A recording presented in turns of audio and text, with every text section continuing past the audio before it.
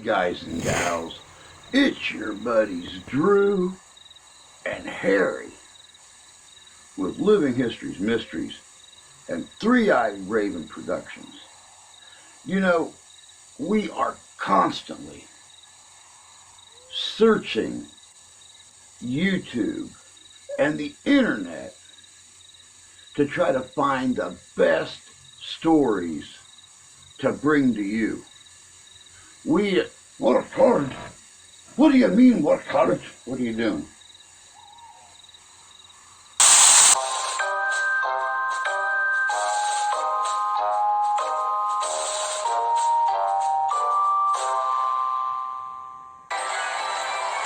Hi guys, Blaine here from Spoon Winning Slots.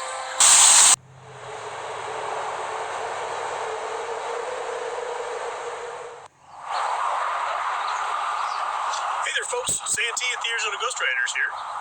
It's your boy Michigander Man, and today we're gonna try something new today that I've been seeing all over the place. The music of radio.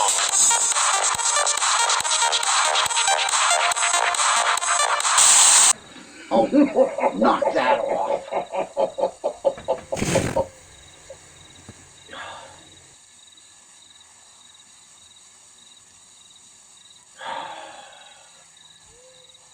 With October being my birthday month, and tomorrow, October 8th, being my day, I wanted to do a story for you guys that's near and dear to myself.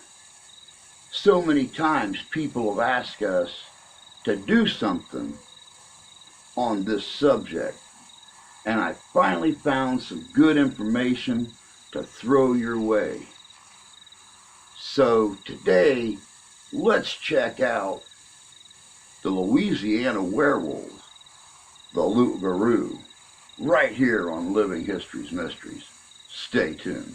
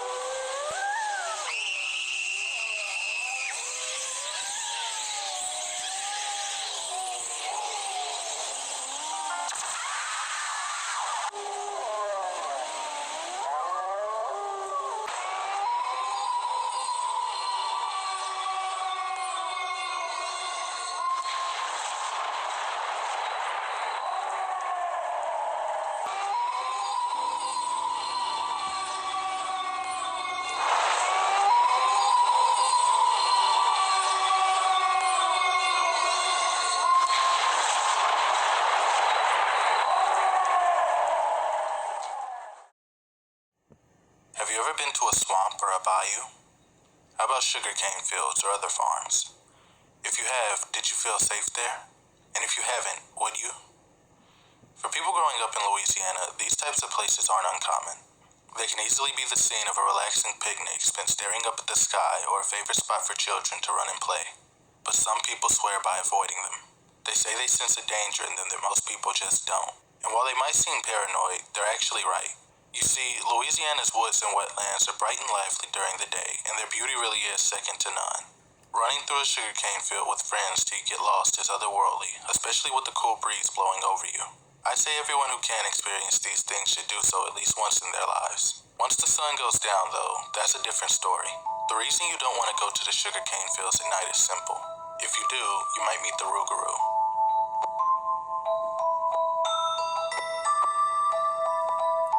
I know most people haven't heard of the Rougarou, so let me explain him in a way that properly conveys the utter terror you should feel at the thought of meeting him.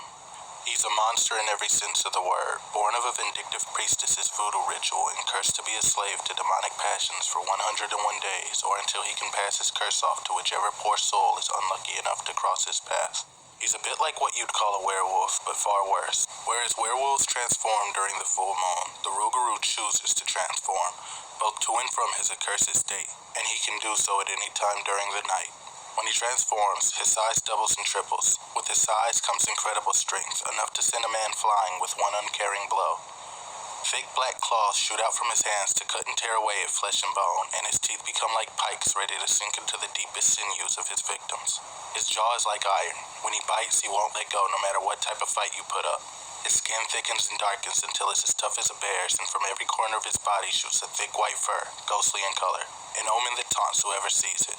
His nose and eyes are black as night, even to the sclera and all around him, a contrast which makes his white as snow teeth all the more terrifying when he lunges at you in night's total darkness.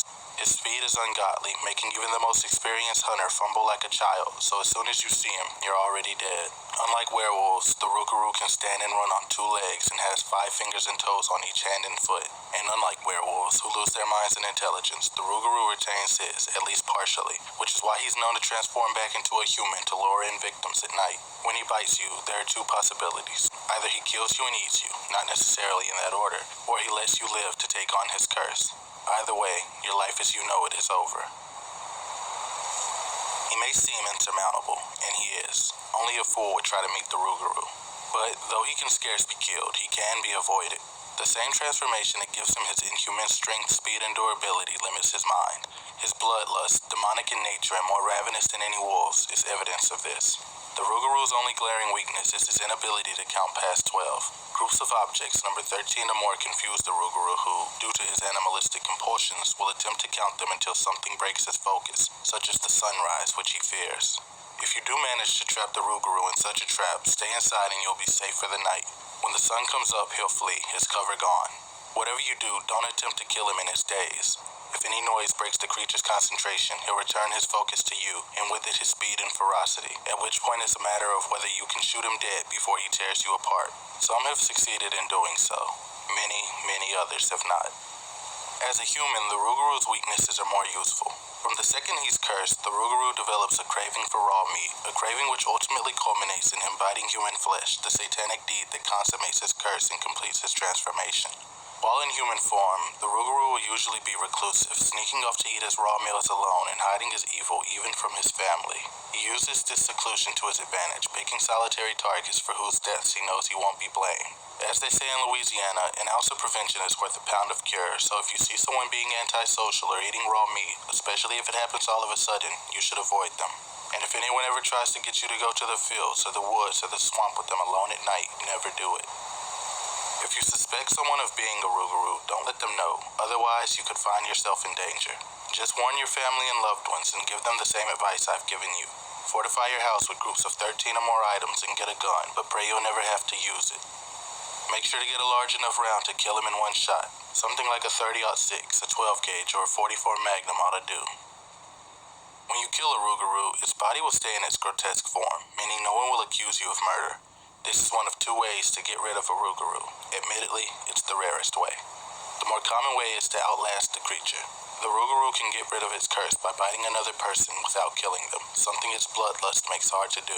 However, if 101 days go by and the Rougarou has neither died nor passed on its curse, the curse will be lifted and humanity will return to the beast. His cravings for flesh will disappear and his scheming mind will scheme no more. Still, scars will remain. The Rougarou may never be able to function in society again, and few people will trust him if they have suspicions. If you do manage to kill a Rougarou who bites you before they die, the curse passes on to you. At this point, their body will revert to human form and the 101-day cycle will begin anew. So there you have it. While the woods and wetlands of Louisiana might be beautiful and serene in the daytime, they're the last place you want to be at night. Make sure to stay far away from them, lest you meet the Rougarou and meet your end.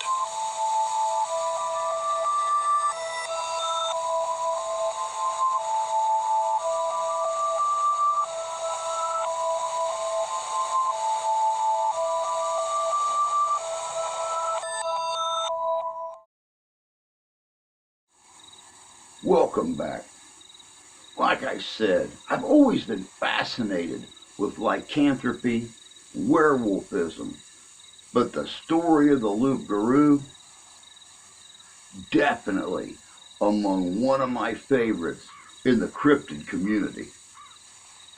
There's other stories that go along with the Loup-garou, one of which is an entire village of people, extended family, who have been infected. And once a year, they all turn together and they have this huge feast and party in their village down in the bayou, somewhere southeast of New Orleans. It's just one more fascinating story that goes in well with our 35 days of Halloween here on Living History's Mysteries. But that's all I've got for you guys today. As always, if you would, please take care of yourselves. Take care of each other. God bless you. God love you. We do.